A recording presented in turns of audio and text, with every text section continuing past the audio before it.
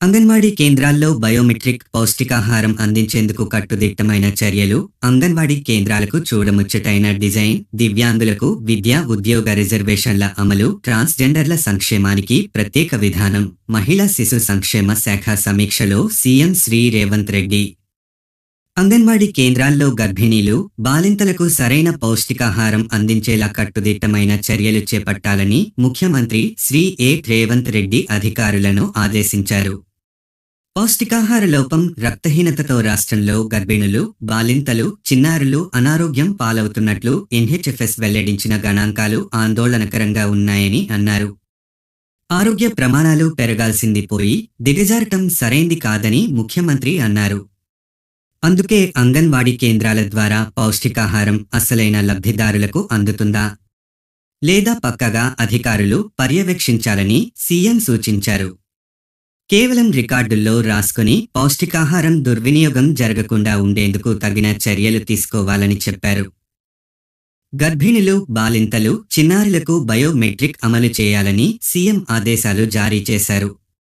రాష్ట్రంలో ఉన్న 35,000 అంగన్వాడీ కేంద్రాల్లోనూ సీసీ కెమెరాలు, వాటి పరిధిలో బయోమెట్రిక్ విధానం ఏర్పాటు చేయాలని సూచించారు. ఆడిటింగ్ వీలుండేలా అన్ని రికార్డులను డిజిటల్ రూపంలో భద్రపరచాలని చెప్పారు. జీహెచ్ఎంసీ పరిధిలో జనాభాకు సరిపడే అంగన్వాడీ కేంద్రాలు లేనందున మొబైల్ అంగన్వాడీ కేంద్రాలను ఏర్పాటు చేయాలనే చర్చ జరిగింది. ఇతర రాష్ట్రాల్లో అమలవుతున్న విధానాలను అధ్యయనం చేసి పైలట్ ప్రాజెక్టుగా చేపట్టాలని సీఎం సూచించారు. మహిళా శిశు సంక్షేమ శాఖ పథకాలను మరింతగా ప్రజల్లోకి తీసుకెళ్లేందుకు 6 నెలలకోసారి ప్రత్యేక వారోత్సవం నిర్వహించి విస్తృతంగా ప్రచారం చేపట్టాలన్నారు. పాఠశాల స్థాయి నుంచే శానిటరీ నాప్కిన్స్ వినియోగంపై బాలికలకు అవగాహన కల్పించి నాప్కిన్స్ పంపిణీ చేయాలని చర్చ జరిగింది. స్వయం సహాయక సంఘాల మహిళలతో శానిటరీ నాప్కిన్స్ తయారీ చేయించాలని, అందుకు అవసరమైన యూనిట్లు నెలకొల్పాలని ఆదేశించారు. విద్యాశాఖ, స్త్రీ శిశు సంక్షేమ శాఖ, గ్రామీణాభివృద్ధి శాఖ సమన్వయంతో ఈ కార్యక్రమం చేపట్టాలని చెప్పారు.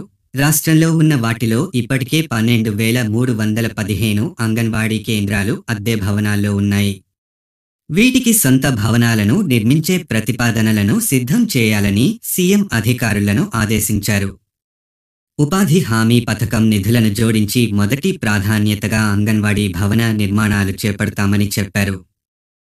రాష్ట్రమంతటా ఎక్కడ చూసినా ఒకే డిజైన్తో అంగన్వాడీ కేంద్రాల బ్రాండింగ్ ఉండాలని సీఎం పలు సూచనలు చేశారు. చూడగానే ఆకర్షించేలా అంగన్వాడీ కేంద్రాల భవనాలన్నింటికీ ప్రత్యేకంగా డిజైన్ చేయాలని చెప్పారు. మాతా శిశు సంక్షేమం ఉట్టిపడే చిత్రాలు, ఆకర్షించే రంగులతో ఈ కేంద్రాలను అందంగా తీర్చిదిద్దాలని చెప్పారు.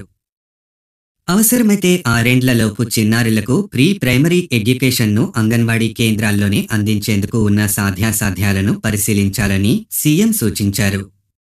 దివ్యాంగులకు విద్య, ఉద్యోగ అవకాశాల్లో రిజర్వేషన్లను వెంటనే అమలు చేయాలని ముఖ్యమంత్రి ఆదేశాలు జారీ చేశారు.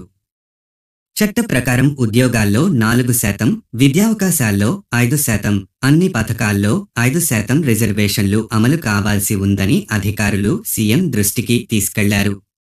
వెంటనే ఫైలు సిద్ధం చేసి పంపించాలని సీఎం ఆదేశించారు. రాష్ట్రంలో మరిన్ని వృద్ధాశ్రమాల ఏర్పాటుకు కార్పొరేట్ సంస్థల సహకారం తీసుకోవాలని చెప్పారు. ట్రాన్స్జెండర్లకు వైద్య సదుపాయాలు అందుబాటులో లేవని, గాంధీ, ఉస్మానియా హాస్పిటల్లోనే వారికి చికిత్సలు చేస్తున్నారనే చర్చ జరిగింది.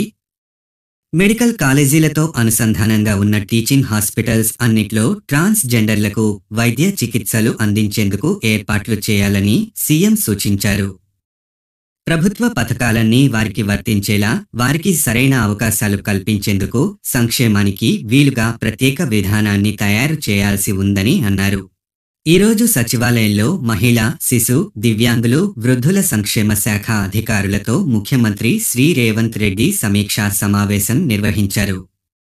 మహిళా శిశు సంక్షేమ శాఖ మంత్రి శ్రీమతి సీతక్క, ప్రభుత్వ ప్రధాన కార్యదర్శి శ్రీమతి శాంతికుమారి, ముఖ్య కార్యదర్శి శ్రీమతి వాకాటి కరుణ, మాతా శిశు సంక్షేమ విభాగం డైరెక్టర్ క్రాంతి వెస్లీ, వృద్ధులు, దివ్యాంగులు, ట్రాన్స్జెండర్ల సంక్షేమ విభాగం శ్రీమతి శైలజ, సంబంధిత శాఖ అధికారులు ఈ సమావేశంలో పాల్గొన్నారు. తెలంగాణలోని వికలాంగులకు కూడా ఆర్టీసీ బస్సులో ఉచిత ప్రయాణం అవసరం. వికలాంగులకు కూడా ఫ్రీగా బస్సులో ప్రయాణం చేసేటట్టు ఇవ్వాలి. గవర్నమెంట్ ఆలోచించాలి. మీ అభిప్రాయాన్ని కామెంట్ చేయండి. వికలాంగులకు ఆర్థిక ఇబ్బందులు ఉన్నందున ప్రభుత్వం బస్సు ప్రయాణం ఉచితంగా ఉండేలా చూడాలి. మరింత సమాచారం కోసం తదుపరి వీడియోలో కలుద్దాం. లైక్ చేయండి, షేర్ చేయండి, ఫాలో, కామెంట్, సబ్స్క్రైబ్ చేయండి.